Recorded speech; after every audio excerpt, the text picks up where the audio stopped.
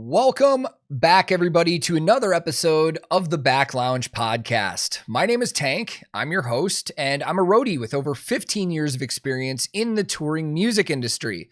And if you're new to the podcast, this is your first time here, what we normally do is invite on artists, band members, other roadies, and at this point, really anybody else. And we just have conversations about whatever we want to, man.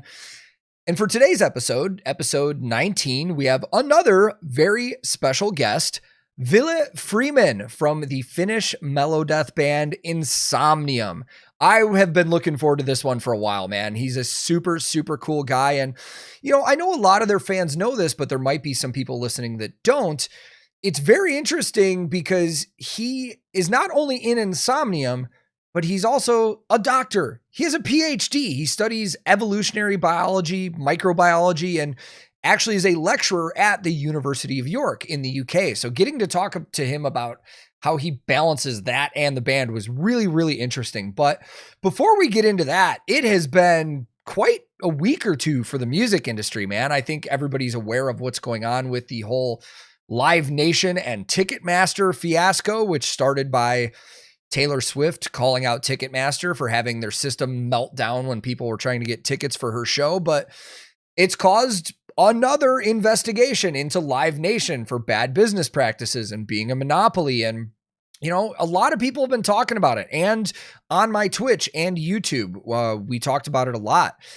We have a couple videos on YouTube now where we talked about the situation that's happened and how there are some artists defending it. There are some artists talking out about it. And then we have another recent video where I actually dove into all of the subsidiaries that Live Nation actually owns around the world. I mean, a lot of people just think of Live Nation and Ticketmaster, but they own over 300 other subsidiaries around the world. Their grip goes way further than just music promotion in North America. And it's wild, man. And I'm really curious to see where this actually all goes. Personally, as of right now, I don't think anything's going to happen. I mean, they've been operating like this as Live Nation Entertainment with Ticketmaster and all these other companies for over 10 years, and nothing's happened yet. So I don't really know what's going to happen. But before we get into the actual conversation part of this episode, just as a normal reminder to anybody listening and watching, all of the video versions available are on YouTube. So if you actually want to see myself and our guests have conversations, you can go to youtube.com/TankTheTech.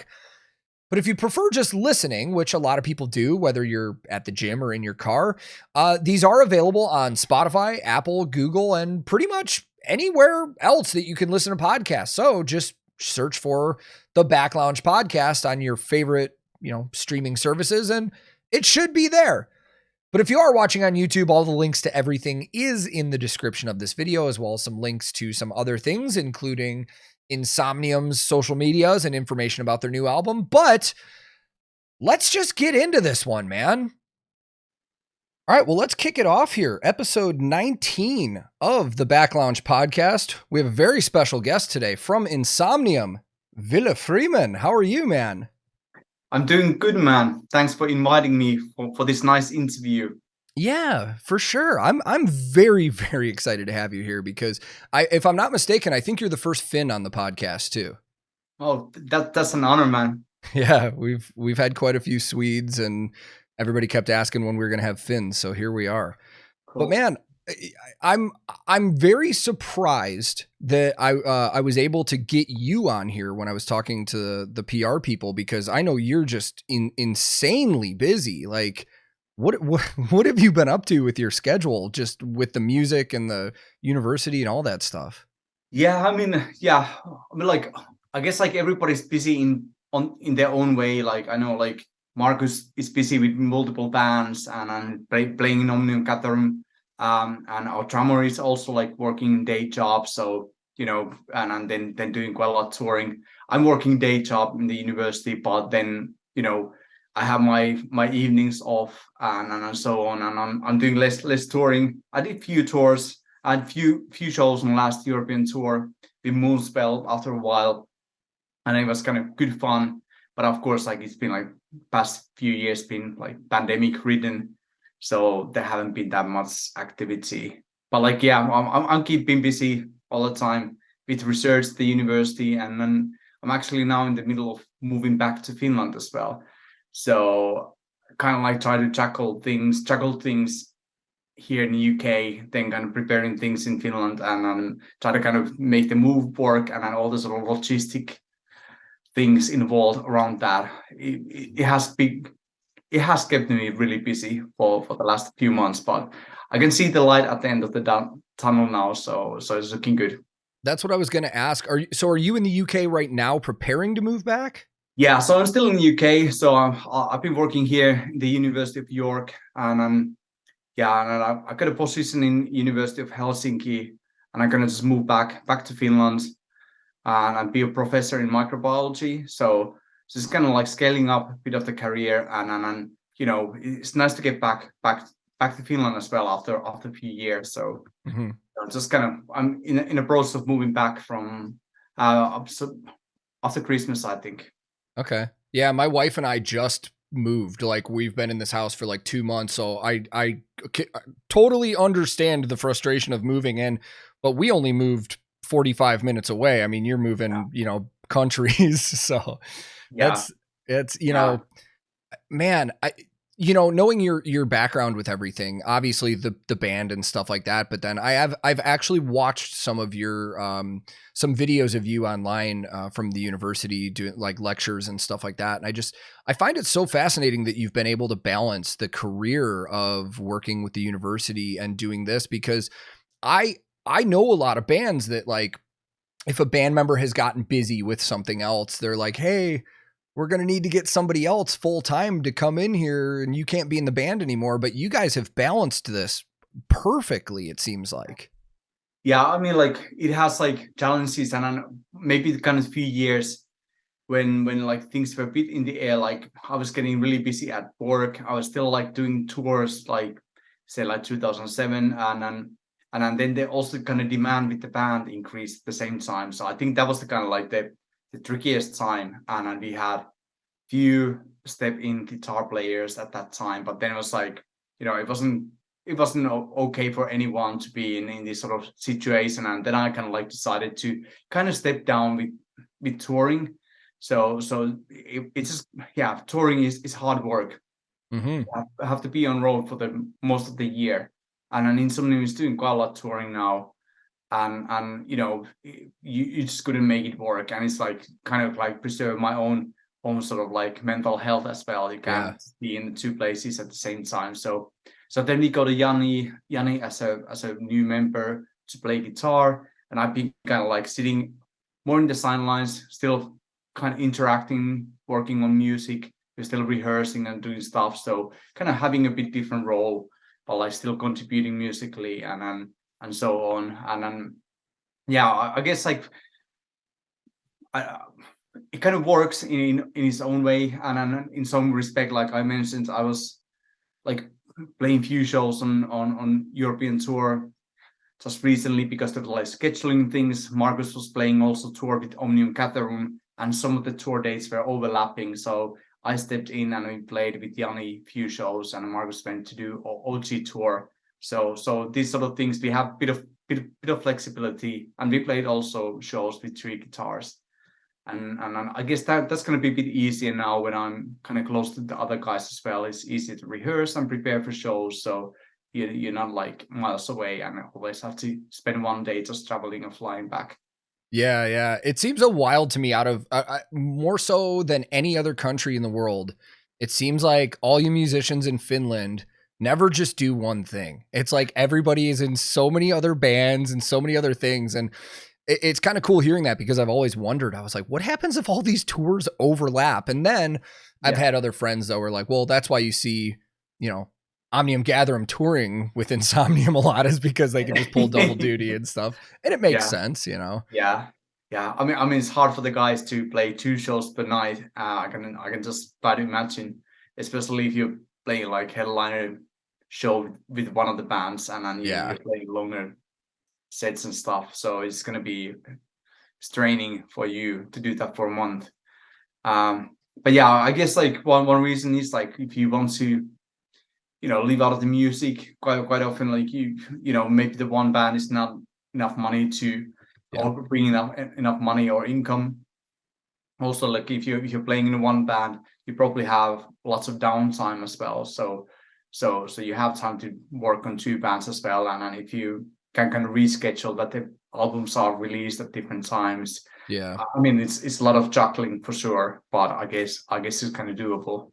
Yeah, I know some guys that tour in the US in bands that whenever they get that that downtime from touring and stuff like that, they wind up going out and teching for other bands just to fill that time, So yeah, I can kind of totally see that. Like if you are really into sort of music, you kind of like that road life some degree. You kind of like always want to go back to home and have that kind of downtime, but like after a few weeks, you feel like you need to get out there as well. You get used to that. So that was also one reason why it was really hard, like the pandemics for lots of these touring artists, because you were kind of like denied of doing what your sort of essence in sense. So I think like Marcus Vanhala definitely is like, he loves playing live, he loves everything around the music. So it's really something that is in his sort of blood, to say. So he really enjoys being on tour, and lots of people do. Yeah. I mean, I totally relate to what you just said. I mean, there were times where my wife would even know, like, I would get home from a tour that went for a couple months or something, and I'd be really excited to be home.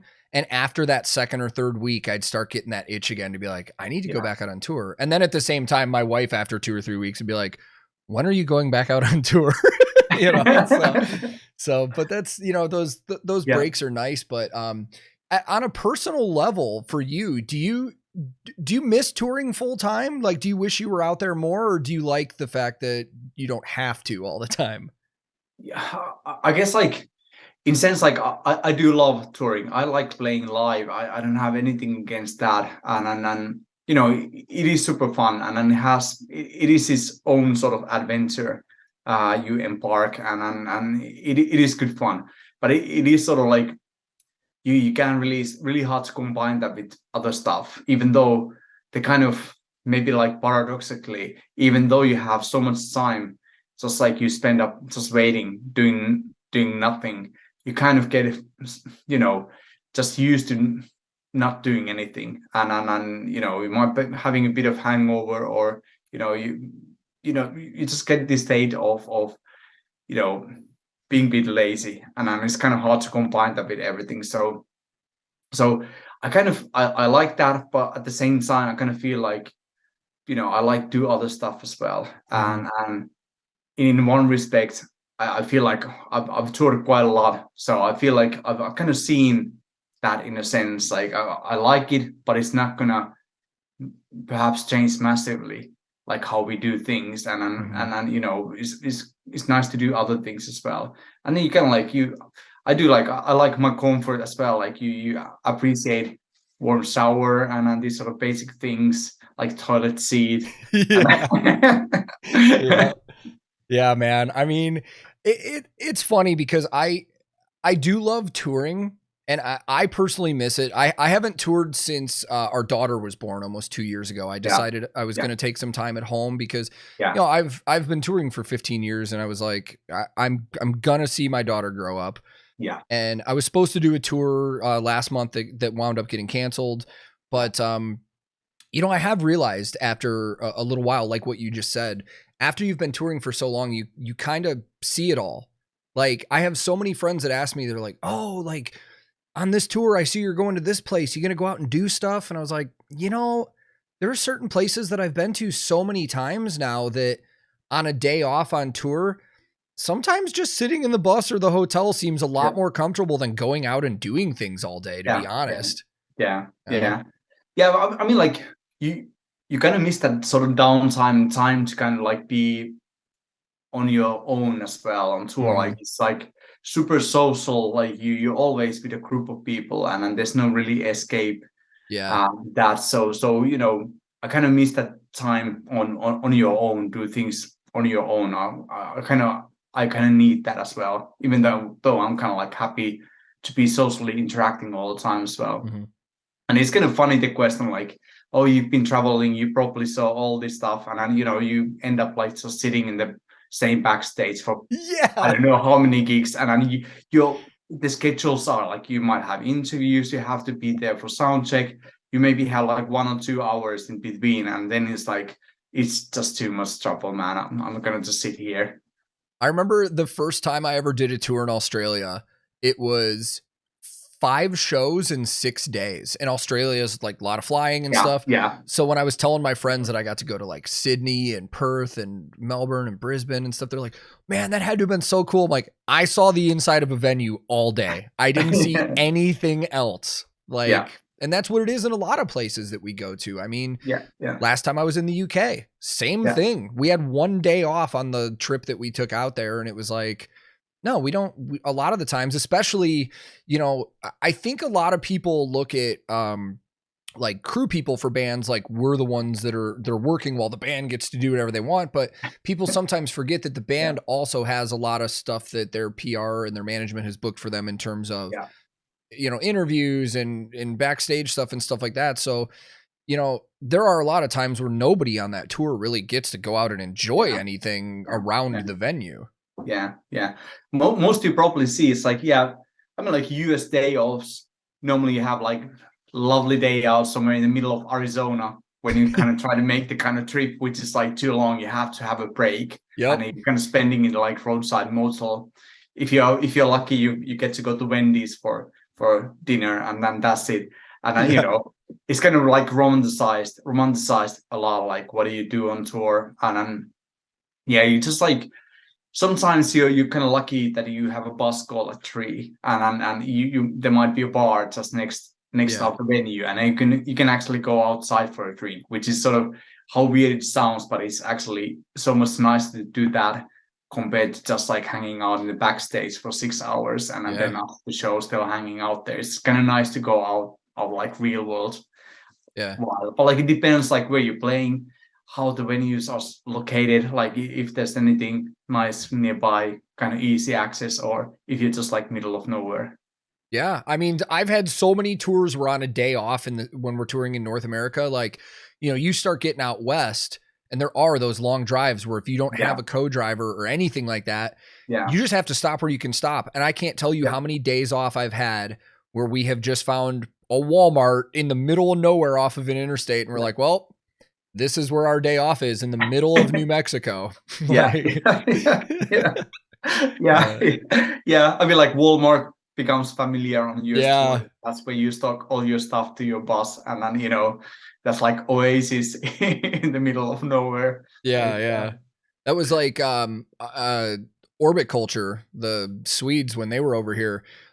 They did a show in Knoxville, Tennessee, which is like 3 hours from me, and I went out because I've loved their band for a while and I got to know them online. So I was like, I'm going to drive out there and I'm going to go see the show. And it was so funny because like all their days off and stuff like that, I was like, what have you guys been doing? They're just like, we just find a Walmart and we just park. So when they came through my area out here in Nashville, they had a day off and I was like, why don't you guys just come over to my house?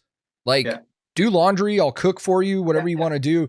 But it was funny because when they got into town, they're like, okay, we're going to have to find a Walmart to go park our bus and then we'll come over after that. So it's like every day off, it's just like, where's the nearest Walmart? And they're cool with it, because that's what it is sometimes. Yeah.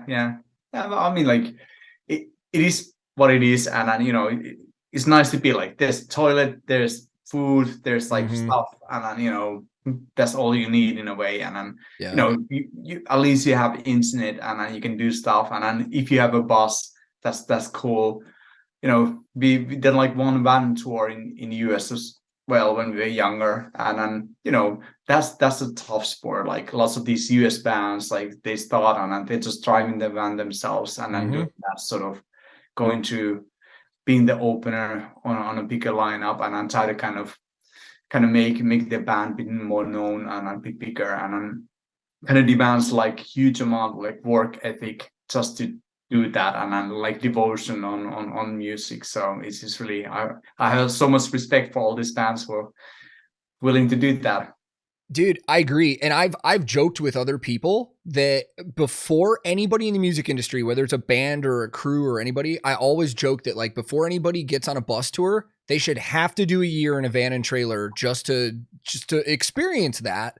Yeah. So they appreciate the bus. Because before I became a tech and was working for bands, I was in a band and we had no crew. It was just the 5 of us, and we had a van and trailer, and we drove all over North America. I mean, you know, I can't tell you how many nights we have, you know, slept in the van, or if we do have the money to get a hotel room, we just get a single room with one bed, and then we all draw straws and 4 of us sleep on the floor. And, you know, so doing all that, the first time I ever did start working for bands and I got on a bus tour for the first time, I was like, I had to look like a little kid. I walked on the bus and was just like, what? This is amazing. Like, so it makes you appreciate that a ton more, because I have seen bands in the US that, you know, when every now and then, this doesn't happen much, but every now and then when a band first comes out, they might drop a single that gets so big that they're, you know, really big right out of the gates. They get a bus right away.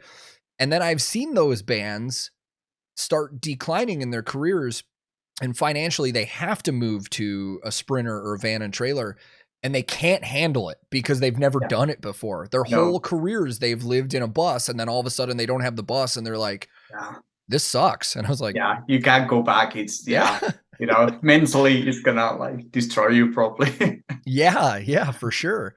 Now, aside from the music, and I don't want to spend too much time on this, but I think it's fascinating. And for anybody listening to the podcast that doesn't know you, I kind of wanted to talk about what you do with the university, because I find it really cool, especially because when I went to university, I also majored in biology as well. But how long have you been doing your studies? And I know you're currently at University of York, or is it York University? I don't know. Yeah, it's University of York, and in Canada you have York University. Okay. So how, I know you've been there for a bit, but how long have you also been doing this while you've been balancing the music? Yeah, well, I mean, like pretty much like since 2010, that's when I went to university as an undergrad. And that was like when we just released our first demo 1 year before. And we just had been in studio to record the second demo or something like that. And then I started and I went to university in Finland, and I did my sort of undergraduate degree there. Also did degree in teaching. So I kind of like, because I wasn't sure like where this is all gonna lead to. So I was thinking like, okay, well, at least I have a sort of like job when I graduated, and I just like being a teacher in Finland, and that would be like between 16 and 18 years old, you would be teaching them biology and geography. This is literally the same thing I went to university for. Literally. So I did that, like, and I was kind of, one motivation was like, okay, you get a really nice salary. You know, after a few years, it's not going to be too difficult because it's the same shit anyway. And then you get a nice 2.5 months summer holiday, so it's kind of perfect. But then I kind of like got into like doing my master's research project on microbiology and sort of experimental evolution, and I really got interested in that. And then it just happened that there was an opportunity to do a PhD as well. So the funding was there, and then it's like, okay, well, I mean, like I can always go back to teaching after 3 years, so I'll just do the PhD. That would be interesting, and you know, you don't have to grow up, and you know, it was kind of more relaxed in that sense. So I did that, and then ended up thinking like we had my wife, we had a flat, we have kind of bought a flat. Everything was like, okay, you could kind of just like easily settle down in Finland, and I was kind of thinking like, but actually you could maybe go abroad for a while as well. Like it would be kind of interesting. It would be cool to live abroad as well. Like why the hell not? And then I got funding to go to UK for 2 years. And it's the same lab where my sort of external examiner for my PhD was from. So I knew the guy. He was really good. And then I got the funding to do 2 years there. And then that kind of turned into 12 years in the UK. So like really like one thing led to another. And I ended up doing like few fellowships there in different universities. I started in Oxford, I was working in Exeter, and then I was working in London in Imperial College. And then at that point, it was like over 4 years. I thought like, I could actually just like start applying jobs, and I got one in York, and I'm been quite happy here for the past 7 years. And I'm now moving back to Finland as well after 12 years. 12 years UK. It's been lovely, but I think it's time to go. I didn't realize you'd been living there for 12 years. 12 years, man. Yeah. Wow. Long time. So going back to Finland, I mean, I'm sure it's going to feel like home, but it's going to be a change. It's going to be a big change. And, I would be lying if I would say that, I wouldn't be sort of a bit scared, and I like, kind of being like anxious about like how I'm going to be, adapting. And I'm like, the things I will miss in the UK for sure. But then again, like every time I go to Finland, it feels like home as well. So it's so much easier to go back to something where you originate from. In contrast, if I would be moving to a completely different country and then kind of try to kind of understand everything, how everything works again, and that would be much more sort of stressful in that sense. So I mean, like in the UK, it's been really good, but like not like politically, and things are a bit shit in here due to Brexit and lots of other things. So in that sense, it's quite good time to go and move back, and it's a new job. It's really sort of exciting and a good challenge. So I mean, like I feel it's good choice and right choice at this time of life. Yeah, that's awesome, man. I mean, that's surprising. I just didn't realize that you've been balancing this and the band living there for 12 years. I mean, I knew you'd been there for quite a handful, but not that long. I mean, that's the majority of Insomnium's career. You've been living in a different country from your bandmates then. Yeah, pretty much. yeah, that's it. Yeah, I mean, like we've been traveling quite a lot, and I would say like maybe like the last tours I was doing like 2018. So I haven't been like actively touring, and I'm doing that for 5 years almost. So of course, 2 of those years is just like pandemic when nothing really happens anyway. But yeah, it's been a long time, and it doesn't feel like 12 years. I can tell you that. Time flies when you get older. So yeah. So working working at the university and doing stuff in the UK, like you said, you get your evenings off and stuff like that. What do you enjoy to do? What do you enjoy doing once you're done with work? Let's say you got some time off. Is there anything that you have, any hobbies or anything you really enjoy going out and doing in the UK? Yeah, well, I mean, like UK is pretty good for alcohol. Like you have nice pubs in here, good social activity, good beer. I definitely enjoy my beer. There's a lot of like social activities we do with the lab and with the work colleagues. I do go for gigs as well in the UK as well. Also like smaller things and that sort of thing. York is not that good for gigs, but like Leeds is close by. And then I've been kind of traveling quite a lot as well when you have been more time and just like seeing things. I read quite a lot, just like all sort of stuff, watch movies, also like quite like basic hobbies, I would say. Yeah. But I do work quite a lot as well. Like I'm kind of a bit of workaholic in that sense as well. Like, and I work because I just kind of enjoy it. I learn. I love learning new stuff and publishing scientific papers and finding cool stuff. So that's also kind of, I do that with too much on my spare time as well. But like, that's like, it's just like one passion as well. So you don't even see it as a work in that sense. Nice. Well, speaking of reading, so I haven't finished it yet, but I just got, cause I got it, I think 2 nights ago. I'm about halfway through the actual short story of Anno 1696. Yeah. And Nilo's writing is so cool, man. Like I'm like, and it's fascinating to me because, for anybody listening, we're talking the new album that's going to be coming out in February. The new Insomnium album is called Anno 1696, based on one of Nilo's short stories.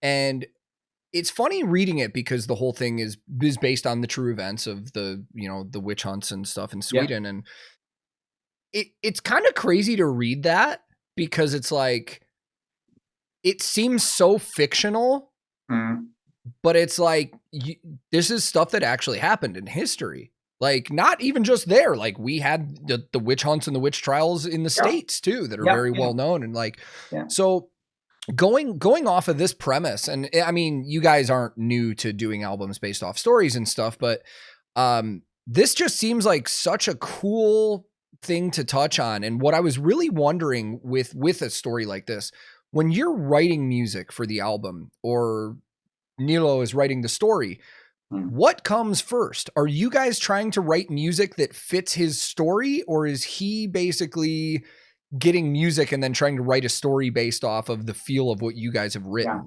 Yeah.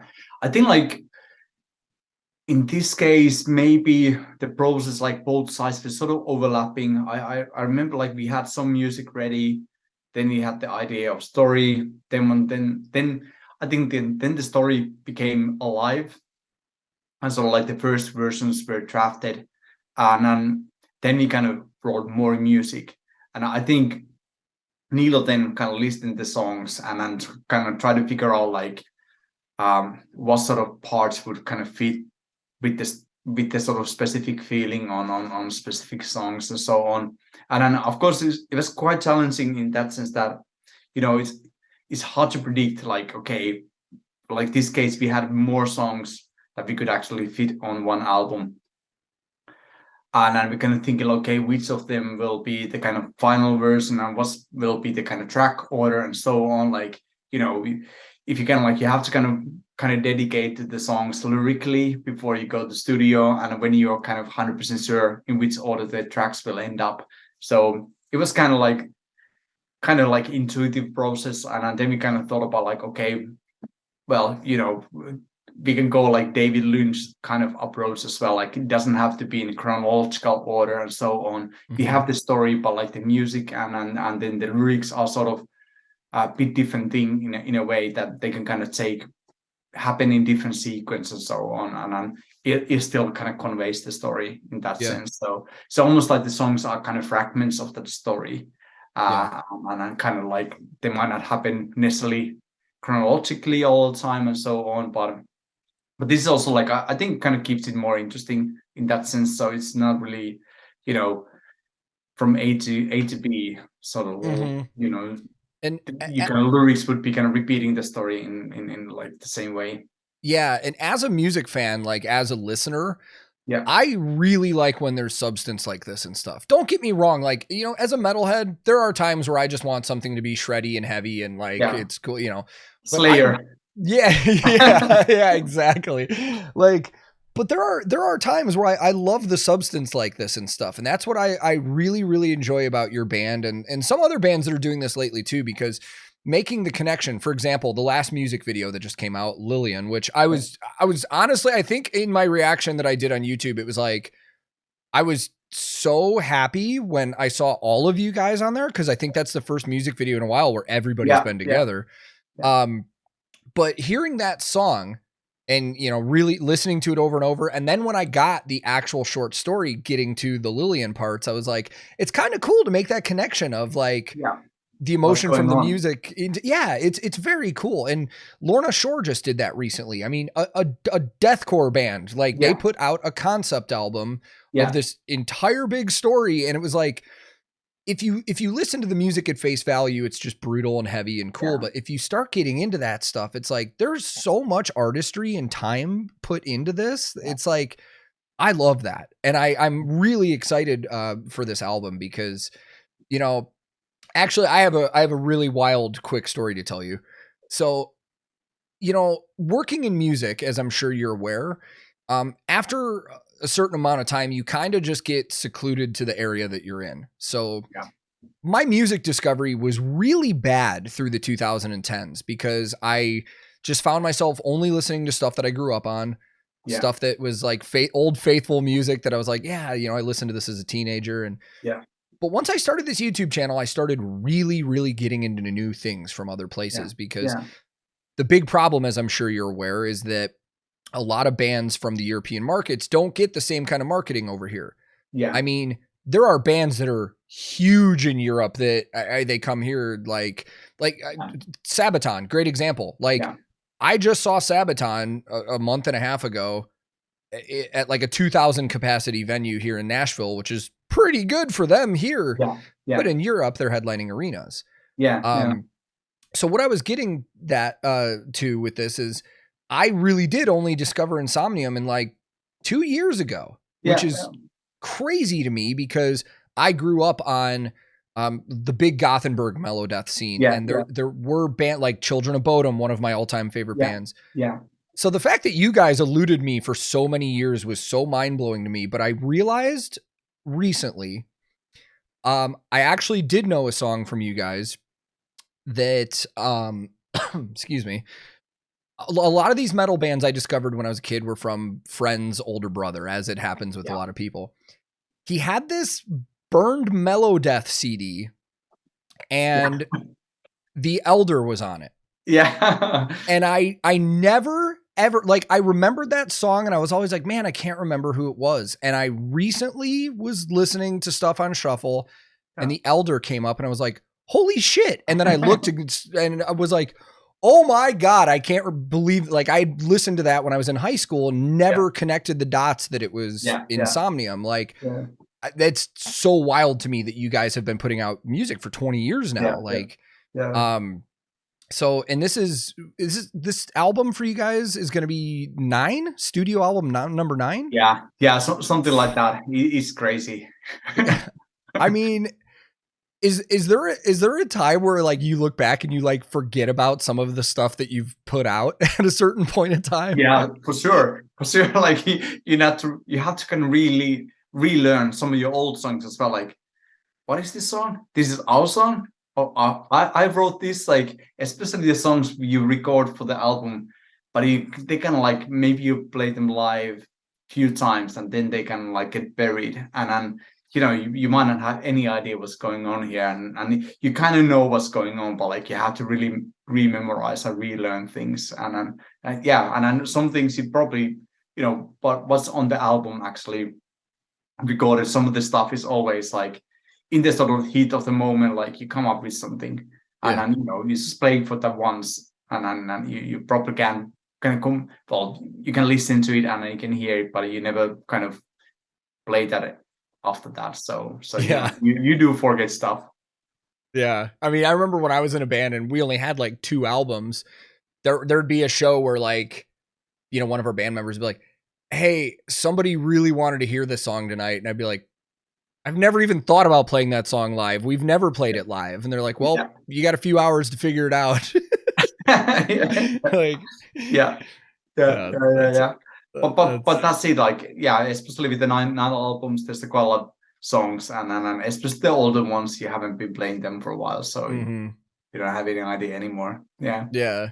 So you did some of the tour dates on the last tour, but I was looking at some of the upcoming stuff, and you guys have obviously announced some festivals, and I was actually just talking to one of your guys' regular crew guys is a member of our Discord server, Jarno.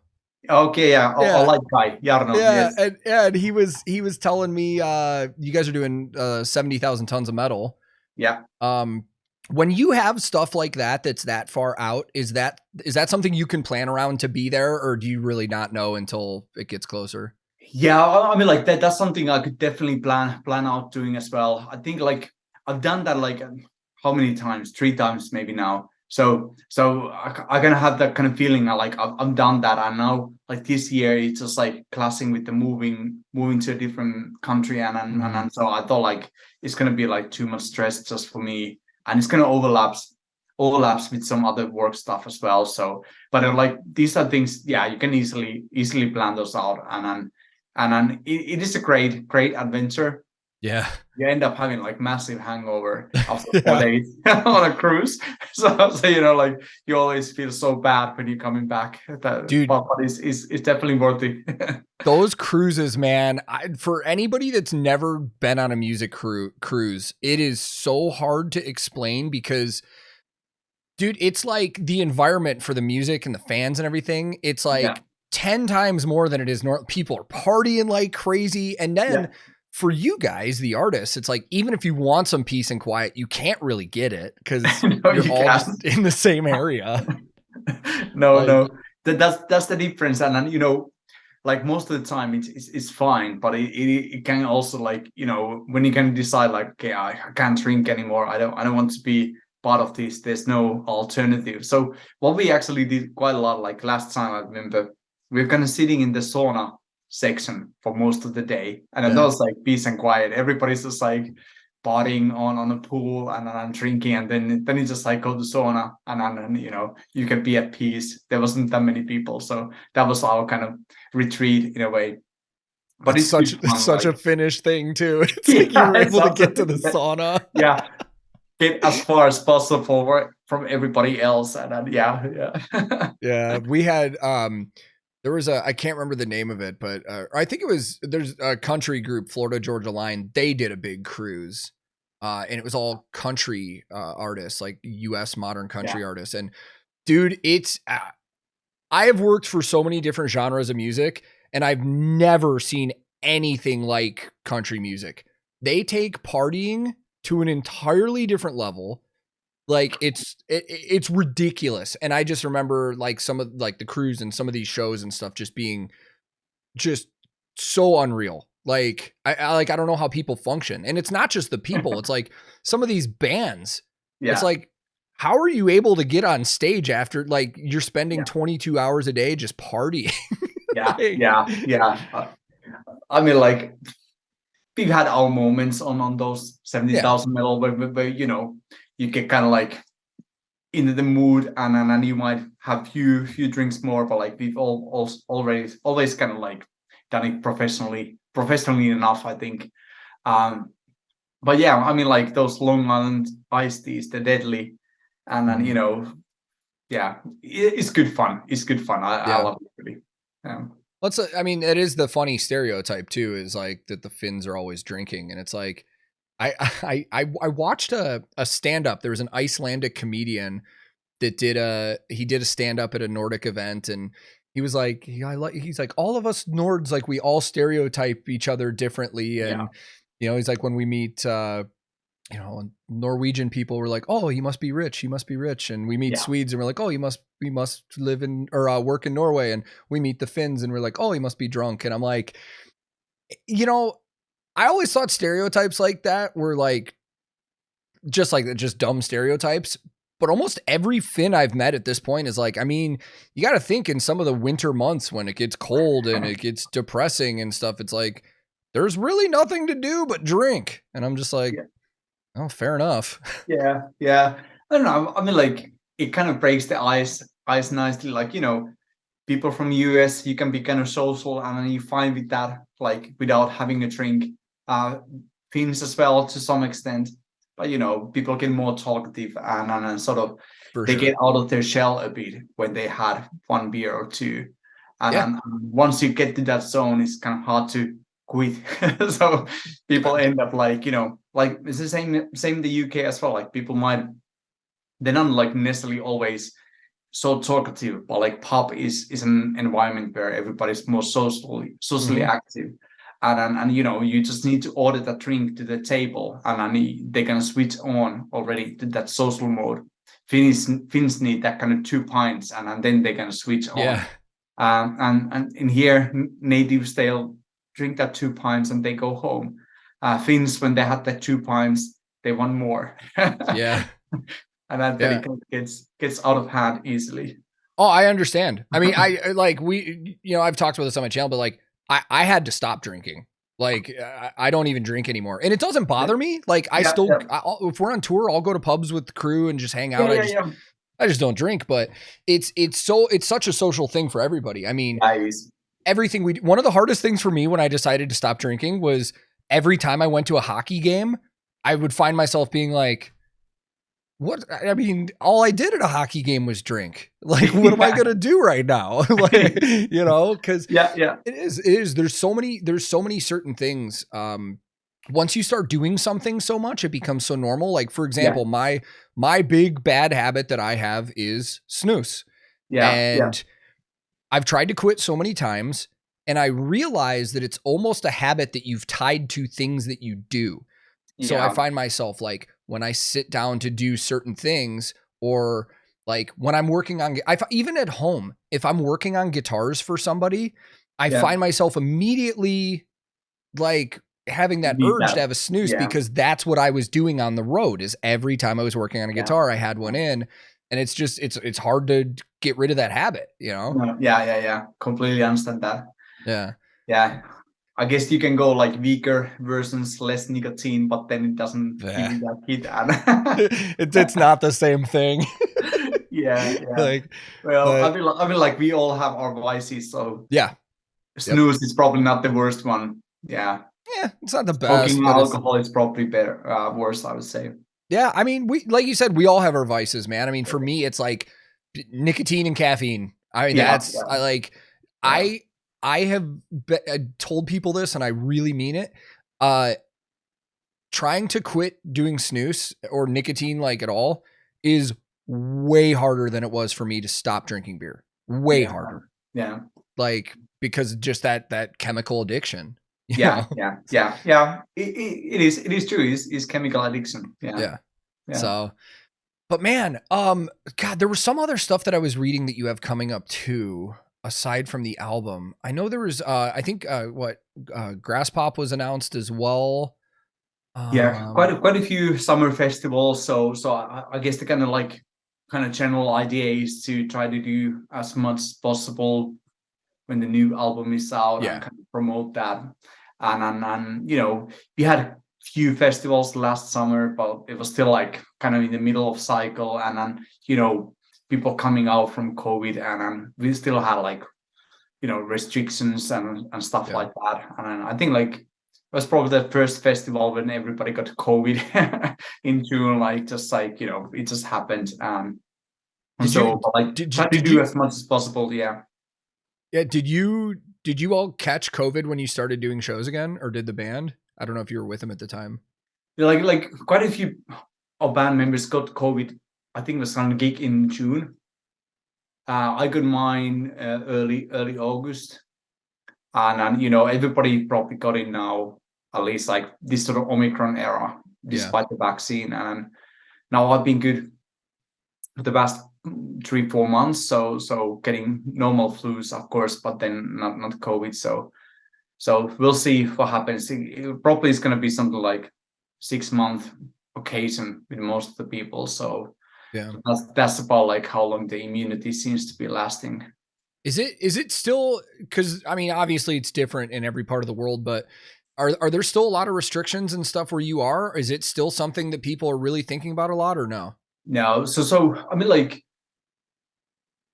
UK was one of the first countries in sort of like European area where they kind of like just kind of call like shit, we don't care anymore, and then everything was kind of pretty much open early last summer, like a year ago, and then there's not much restrictions. Like everybody have got their 3 vaccines now, and some vulnerables are getting their 4th ones.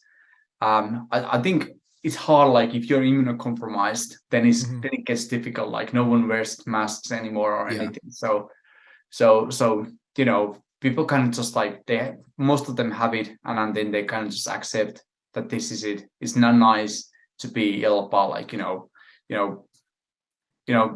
there's only so much you can take these sort of restrictions as well. Like you see what's happening in China now as well. Like people are kind of clearly having enough, and I have quite a few Chinese friends, and they've been kind of complaining about that as well. Like they've been promised for so long that, you know, this will pass, and really hasn't. So people are getting frustrated.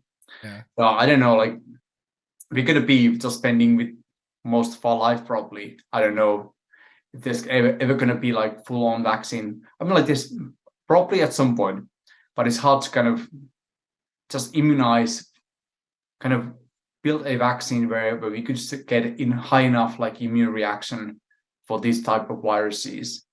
So we'll see what happens. But like you know, science has always kind of surprised us. So maybe they'll come up with something in the future. Yeah, I mean, there does come a point where also, like you're saying, you just need to accept it as part of life and just live. Because like I'll be fully honest, when all this first happened and we got sent home from tour, we were very protective and, you know, everything shut down and stuff. And when my wife and I found out that she was pregnant, we were very aware of everything. Yeah. Yeah. And I remember going to a show in late 2021, I think it was December, where like you had to have a vaccination card to get in. Yeah. And then fast forward 3 months later, like it's like mask mandates are gone. Nobody cares about your COVID cards anymore. I think everybody has just got to the point where they're like, this is life. This is nature. This is life. We can't control this. Yeah. I mean, deal with it as it happens, you know? Yeah. Yeah. I mean, like it's a big deal. Like having those vaccines, they will kind of build up that sort of immunity.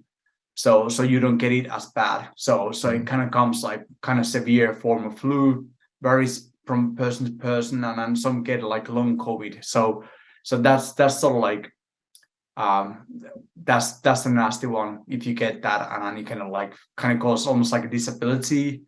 And I feel for like people who are like if you go through the cancer treatment or whatever, when you kind of like, or you have like donated organs, when you have like poor immunity, then you might be screwed.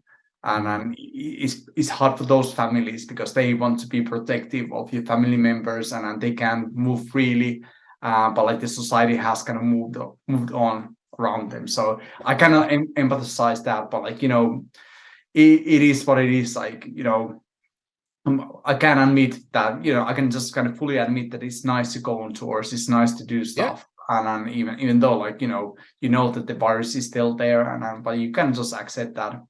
Yeah. You know, I got it. It was nice, but you know, I survived. So I'm kind of my head is thinking, if I get in another time, I'll just kind of suffer a bit, and that's it. Then I can be immune for the next 6 months, and then Yeah, and that's kind of an interesting thing too, because I don't know how the hell I haven't got, or at least I'm not aware that I've had it. Yeah. Because I've, you know, at least this year, like I've been going to shows, I've been doing some work here and there, like, and I've talked to people that recently, friends of mine that have gone to shows, and then they're like, well, I got COVID at the show, but the show was awesome, so it's kind of worth it. I'm like, it was worth it. Yeah, and you know as well as everybody else, it's affected people differently too, and that's the thing. Like that's it. And then some people don't really get much symptoms. Some get it really bad, and then, you know, we're on a spectrum. Like our genetics is affecting that as well. So, you know, lots of things we don't really understand. Yeah, and aside from just like the COVID virus itself, it's the way that it impacted the music industry just logistically. Yeah, I'm mind blown by, because nobody really, at least I know it's happening in Europe, but I'm not there, so I haven't seen it. But what I see in the US is crazy, because you had about a year and a half where no tours were out at all. Yeah. And now all of a sudden, like we were excited. We're like, when COVID is finally, we've gotten over that hump and we can start working again, it's going to be cool because all these bands are going to be out and it'll be awesome. But we didn't really think about the fact that that's going to put a lot of strain on the industry. You've got every single band in North America trying to tour right now. Yeah. There's nothing available. There's no buses. There's no trucks. There's no gear rentals. Yeah. I was supposed to do the US tour with Electric Callboy last month. Yeah. And I was helping production manage. The length that it took me to find one tour bus for that tour was insane. Yeah. It should have taken one phone call, and it was like 20. Yeah. Like, and the prices have gone up as well. Like, you know, it is just true. Like, kind of making a tour that is financially sort of sustainable have become really hard. So it is really like, first this industry was suffering through COVID, and now they kind of try to bounce back. You know, everything's like almost twice as expensive. So it's just like, you can, again, it's the kind of same, like you can't put that price up to your tickets because people can't afford to do that either. They will not come to your shows, or maybe they do only a handful of shows. They have to kind of make decisions like they can afford. So it's definitely challenging times, and you know, it has been challenging times, and challenging times seem to be continuing for I don't know, time being. And the thing that kind of sucks though about that situation too is like we I've talked about this a lot on my channel. Like I actually did like to show people, I did a breakdown of a bus estimate on my channel to tell people like this is the price of touring for your favorite bands right now. But then you have, you know, it's been all over the news lately with the stuff with Live Nation and Ticketmaster. And it's like Live Nation just, you know, bands are struggling to survive right now at lots of different levels. And then Live Nation just reports their quarterly earnings and they're up 80%. And that's compared to pre-pandemic. Yeah. Like they didn't even take into account the numbers during the pandemic. It's like, so it's like all these ticketing companies and promoters and stuff are making a killing right now. Yeah. And these bands are doing full tours and coming back with almost nothing. Yeah. It's like, why even be in a band right now? Exactly. Yeah. It would pay more probably like drive a bus. You know, he would probably make twice as three times more money. We're just gonna laughing like, okay, it's actually like, we should just like become bus drivers. It pays you more money. Yeah. I literally know people who over the pandemic got their CDLs and are driving tour buses now because, and then the other thing with that is not only the price of everything and the costs and stuff, but I mistakenly thought, you know, I was telling my coworkers, I was like, when touring comes back, I think it's going to be really bad. It's going to be really competitive because you're going to have all these roadies that are ready to get on tours and work. Yeah. And one of my friends actually said, and he was totally right. He goes, I think it's going to be the opposite. I think so many techs and audio engineers and lighting directors, I think they're going to find full-time jobs when they're home during the pandemic and they're not going to go back out on tour. And that's exactly what's happening. Yeah, it's definitely like if you don't get any work, you kind of like you maybe start that sort of like thinking process. Like, okay, should I do something else? And then if you go on and get some training or go back to school, you kind of invested in that idea already. So it's kind of hard to come back from there. So you want to kind of look through that sort of path and see what comes up there. So exactly, that's definitely happened. Some people have stayed, but like some people did move on to something else. Yeah, I mean, that's kind of, you know, for me, it's kind of weird because, you know, this whole YouTube thing and the podcast and all that was like, I kind of did it out of necessity because I didn't have anything else to do. Yeah. And now it's kind of become my full-time thing where it's I could go back out on tour. Yeah. I don't necessarily need to. I miss it. I'll tell you that. But what I will say though is I wouldn't trade it for, you know, watching our daughter grow up right now. But I mean, and then because a lot of these people have gotten other jobs, a lot of the tours in the States right now are staffed with, I mean, big tours, like not small tours, like big arena tours are getting staffed with people in the early 20s that have never toured before. Yeah. That just, they needed bodies on the road and they just hired people and they're training them on the spot. And, you know, that's where you're starting to see like, you know, you tour for so long and you kind of know the unspoken rules of the road and touring. How things work. And you have young kids. Like I know there was a tour in the States. I think it was Incubus and Sublime earlier this year. They had a huge problem because a lot of their newer crew people were young and they'd never toured, and they're all posting, and I get it, they're excited, but they're all posting pictures of their tour pass on their social medias. And then you're getting people that are finding those and making fake passes and sneaking into shows. And it's like those are the things that those young kids on those big tours don't know. Yeah, just unintentional, but like, don't have that kind of experience, unspoken rules and so on. Yeah. So I don't know if you can say this, but do you guys have any plans to come tour the US at all this coming year? Yes, we have. And the idea is to come back to USA, do your European tour, do festivals, so do the whole lot. Nice. That's awesome. That's the plan, and probably we'll have some news coming up at some point. I can't remember when, but like you know, things are planned.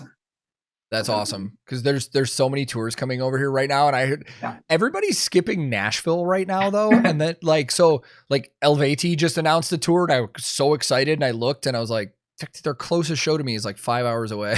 But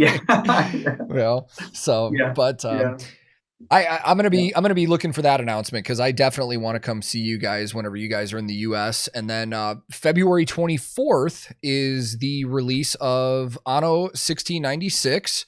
Yeah, I know that like I've already pre-ordered one of the vinyl packages for me because I collect vinyl, as you can tell.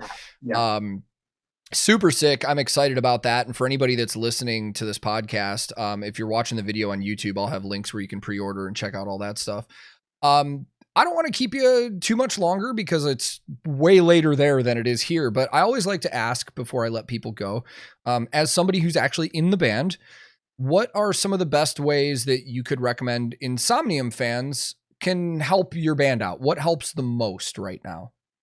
Well, I mean, like properly coming to shows and supporting and buying some merch, or like buying merch from our official store online. I think that's it. That kind of supports and give us the bread on the table to say, and you know, that's what we want to see. Like, you know, you're touring, you want to see people happy and headbanging and having a good time, Yeah. and getting that sort of memorabilia. So that's it, really.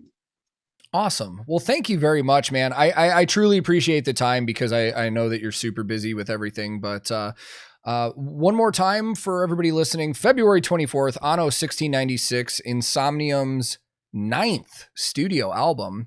And really quick, there was an EP releasing with that too, right? The extra 3 songs. Yeah, that's true. A special version, you get three songs more. Yeah. Awesome. Well, yeah. Well, for everybody, keep on the lookout for that. But Ville, thank you very much, man. I appreciate the time you spent here, and I really can't thank you enough for this. No worries. It was awesome chat, and really nice to meet you. And you know, all the best with your podcast. Yeah, thank you, man. Yeah. Well, have a great evening, and hopefully I'll talk to you soon. Yeah, cool. See you later, man. What a fantastic guy, man. This was just such a fun, loose conversation, as most everything goes on the channel. I'm not going to lie, though. There was a point, I think, halfway through where I thought to myself, like, this guy really talks a lot more than I expected a Finnish person to be talking on here. But then again, he has lived in the UK for 12 years, so maybe that's rubbed off a little. But these are always fun, man. I mean, I really never know where these conversations are going to go. But the most fascinating thing to me was finding out how he has balanced his work at the university with being in the band. And as you can really tell, it sounds like more of his time is invested in the university, but obviously, as a founding member of Insomnium, he is still a major writer for the band and is still very much involved with everything they're doing. And I'm really excited for their new album. Just as a reminder to anybody that's listening, February 24th, 2023, the 9th studio album from Insomnium, Anno 1696, is releasing worldwide. Super fascinating backstory, man. It is once again based on a short story that their bassist and harsh vocalist Nilo has come up with. I'm about halfway through that story right now. I will probably finish it tonight.